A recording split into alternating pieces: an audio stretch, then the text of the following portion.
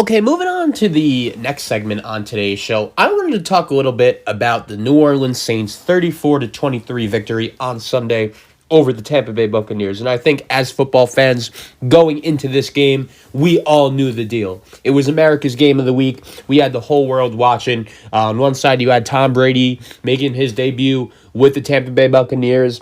On the other hand, you got Drew Brees, Alvin Kamara, Sean Payton, Michael Thomas, and the New Orleans Saints playing in what could be Drew Brees' last season. And if you remember last year, the way the New Orleans Saints season ended, it got me feeling a little nervous. And I remember going into today's game, or Sunday's game, I was very curious to see how exactly both teams would do, especially Tampa Bay. And in the beginning of the game, Tampa Bay actually played pretty well. Tom Brady led his team on a nice little drive, got them into the end zone on a QB sneak.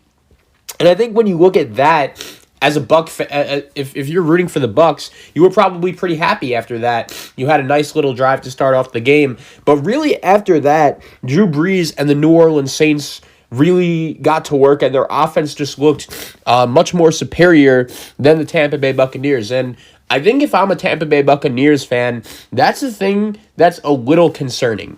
I don't think any Tampa Bay Buccaneer fan could have went into this football game automatically assuming that the Buccaneers were going to win. Even with no fans, we know how talented this New Orleans Saints team is. We know how big of a challenge it is to go into the Superdome and get the job done and beat out Sean Payton. And I was very curious to see how Tom Brady would do. And once again, I didn't I didn't expect the Tampa Bay Buccaneers necessarily to win. I know I picked them to win, but even if they would have lost, if I was a Buccaneer fan, I would have just wanted to see a good, solid effort and see, all right, at least my team is on the same level as the New Orleans Saints. Because here's the thing with Tampa Bay and Tom Brady that I've been noticing, is that last year when the Patriots in the back end of the season really started to struggle and got eliminated from the playoffs by the Tennessee Titans, I'll admit it, Tom Brady looked washed. He looked done. And I understand he's the GOAT. I understand everything that this guy has accomplished throughout his football career, but he looked done. And I really did say all offseason, he's Tom Brady. Tampa Bay really did a nice job surrounding him with as many weapons as they possibly can. They have a good coach. I love Tom Brady's work ethic. And I think Tampa Bay, with Tom Brady as their quarterback, would be a success. And I'm not saying it's not. I'm not going to overreact after one game. But all I'll say is this. If you're someone that going into the season like me was very high on the Tampa Bay Buccaneers, and if you listen to this show, you know that I was very high on the Tampa Bay Buccaneers in the preseason. I predicted them to win the NFC South over the New Orleans Saints. I was way higher on Tampa Bay than I was New Orleans, but I got to be honest, that performance on Sunday was not very impressive at all. And I think if I was someone that, had a lot invested in this Tampa Bay Buccaneer team, which I do, I predicted these guys to win the NFC South, I'm not feeling so good. I don't understand how you could have watched Sunday's game and came away with the takeaway of, wow, Drew Brees or Tom Brady and the Bucs, I feel good about them, and eventually they'll just get the job done, and they'll eventually get it going. I understand he's the GOAT. I understand he's Tom Brady. But at the same time, I'm starting to get a little concerned because, once again, he looked done towards the back end of the season in New England last year. And in all honesty, he looked done for the Bucs on Sunday.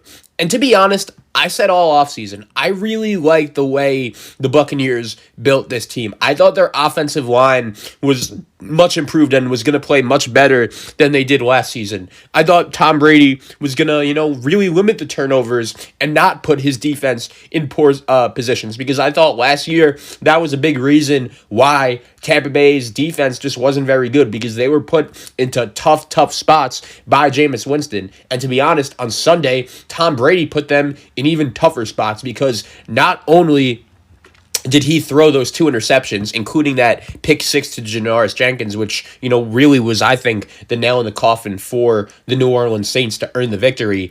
But he really couldn't move the ball after that first drive. And if I'm a Tampa Bay Buccaneers fan, that is very, very concerning.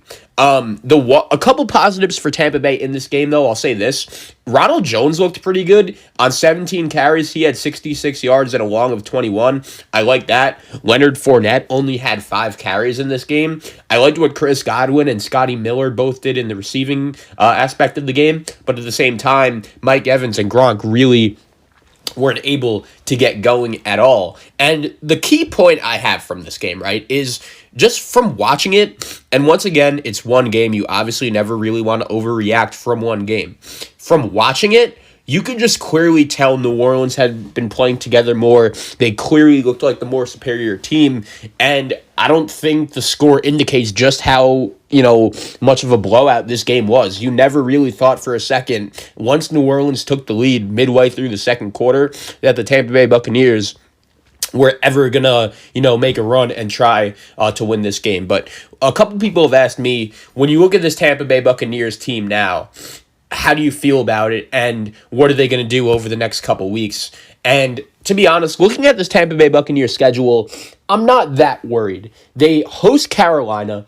They go to Denver, which is obviously a tough place to play, but we saw firsthand what they could do last night, and Tennessee went in there, and that was one of the more ugly football games that I really ever remember watching. They host the Chargers, which should be a game that they should win. They go to Chicago, which will be an interesting game, but that's a 50-50 game. Tom Brady, Mitch Trubisky, we'll see. They host Green Bay, which is tough. They go to Vegas, which is tough. They go to the Giants, which is tough. And then they'll have the Saints one more time at home on Sunday Night Football. So up until that Saint game, the Buccaneers have 7 more games. Once again, home Panthers, at Broncos, home Chargers, at Bears, home Packers, at Raiders, and at Giants. That actually is not that hard of a stretch. Obviously, the game against Green Bay at home is tough. The game at Chicago could be challenging when you consider that defense. So I'm not really going to start panicking about the Tampa Bay Buccaneers if they lose to the Carolina Panthers at home this week, because I'll say this: I am not too worried about the Tampa Bay Buccaneers right now. I know I spent a lot of this segment talking about them and how bad they looked on Sunday, and I think part of that has to do with, the fact that we didn't have any preseason games, the fact that this is Tom Brady's first time working with a new coach besides Bill Belichick, in however, 20 years. Also, we know that New Orleans is a very good team, and they have a bunch of talent, spread all around both units of the football. But I don't know how you could have watched the Tampa Bay Buccaneers yesterday and feel impressed by their performance, or feel positive about their performance or the progress that they could possibly make going forward. Because to be honest, I could be a little worried. I'm not panicking yet, but it just really was not a good start. And especially for the people that didn't like the Tampa Bay Buccaneers going into the season, right? Those were the people that were saying last year it wasn't the weapons and the offensive line's fault around Tom Brady. He was just done. And for those people, including myself, man, I didn't love New England's offensive line last year. I really didn't love the weapons around them. And that was another big reason why, personally, I predicted the Tampa Bay Buccaneers to win the NFC South in the preseason, because I thought that with the weapons around Tom Brady now, he could really succeed. And once again, it's only one game, but I really didn't like what I saw to start off. He looked like an old, washed-up quarterback. And once again, obviously New Orleans, their defense is very good. I get that. But at the same time, if he does that again against Carolina on Sunday, the pressure all of a sudden is really going to be on this Tampa Bay Buccaneers team. And a lot of people said in the offseason, right, that the Tampa Bay Buccaneers have the makings of this year's Cleveland Browns, or last year's Cleveland Browns. And I said, hold on a second. Are we really going to disrespect Tom Brady like that and compare him to Baker Mayfield? And the more and more I've looked at it, both teams are kind of built similarly. They both really grouped up a bunch of, highly talented players and decided to go for it. And obviously Bruce Arians is also a way more accomplished coach than Freddie Kitchens. I understand that. But once again, I'm not trying to panic. But all I'm saying is, if you watch that game on Sunday, New Orleans versus Tampa Bay, New Orleans looked like they belonged on a different field than Tampa Bay. It wasn't even close. And if I'm a Buccaneer fan, that's a big, big concern considering they're your number one competition right now. If Tampa Bay doesn't, win the division or make the playoffs, odds are this season is going to be considered a massive disappointment. Keep in mind, this Tampa Bay Buccaneer team hasn't made the playoffs since 2007. That is 13 years. And even though they have all the talent in the world, sometimes when you put all the pressure on like that and you're really automatically expecting for your team to make the playoffs, that can be, a lot of pressure for a team that hasn't really played together as a unit that much, especially in this offseason. So I'm going to really keep my eyes out on Tampa Bay. I don't think their division is that good. I really was not impressed that much at all with Atlanta or Seattle in their performances on Sunday. As a matter of fact, if I was a Falcon fan, I would probably want Dan Quinn fired right now. What a just brutal performance by the Falcons. And Tampa Bay, they don't actually play them until much, much later in the season. Tampa Bay actually gets Atlanta two times out of the last 3 games of the season.